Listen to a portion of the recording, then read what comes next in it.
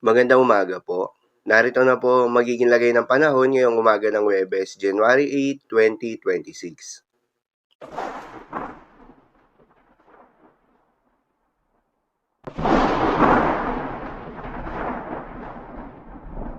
Sa kasalukuyan na tayo sa pag-asa, shearline o yung banggaan ng malamig na northeast monsoon at mainit na easterlies ang patuloy na nakakaapekto sa may southern Luzon. Habang northeast monsoon pa rin o hanging amihan ang patuloy namang nakakaapekto sa nalalabing bahagi pa ng Luzon. At sa nalalabing bahagi pa nga ng ating bansa, ay asahan naman yung epekto ng easterlies o yung mainit na hangin na nanggagaling sa may karagatang Pasipiko. Magandang balita naman dahil ayon sa pag-asa ay wala pa rin tayong binabantayan na low pressure area o bagyo sa loob o malapit sa Philippine Area of Responsibility na maring makaapekto sa ating bansa.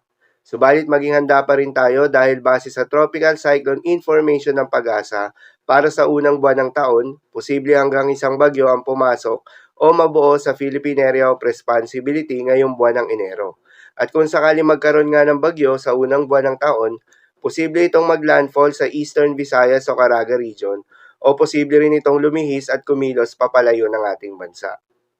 Para naman sa magiging lagay ng panahon ngayong araw ng Huwebes, dahil nga sa epekto nitong shearline, asahan sa Bicol Region, Quezon, Oriental Mindoro, Marinduque, Romblon, Palawan at Northern Samar, ang maulap na kalangitan na may kalat-kalat ng mga pagulan at isolated thunderstorms. Posible ang mga pagbaha o pagguho ng lupa due to moderate to heavy rains. Habang sa Cordillera Administrative Region, Cagayan Valley at Aurora, ay asahan naman yung maulap na kalangitan na may kasamang mahihinang mga pag-ulan na dulot ng northeast monsoon. Habang sa Metro Manila at nalalabing bahagi ng Luzon, ay asahan naman yung bahagyang maulap hanggang sa maulap na kalangitan na may kalat-kalat na mga mahihinang pag-ulan na dulot pa rin ng northeast monsoon. At sa nalalabing bahagi pa nga ng ating bansa, ay asahan naman yung bahagyang maulap hanggang sa maulap na kalangitan na may kalat-kalat na mga pagulan o thunderstorms na dulot ng easterlies.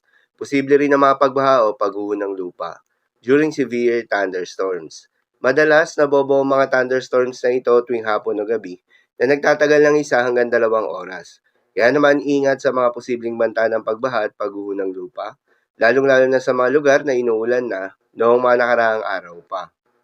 Para naman sa magiging lagay ng mga dagat baybayin, ayon sa pag-asa ay wala pa rin tayong nakataas na gale warning sa anumang seaboards ng ating bansa.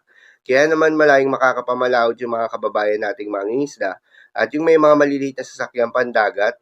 Subalit iba yung pag-iingat sa mga maglalayag sa buong seaboards ng Luzon dahil inaasahan yung katamtaman hanggang sa mahalo na karagatan. Habang sa nalalabing seaboards ng ating bansa, ay asahan naman yung banayad hanggang sa katamtaman ng mga pag-alon. So yun lamang po para sa lagay ng panahon ngayong araw ng Huwebes. Keep safe everyone.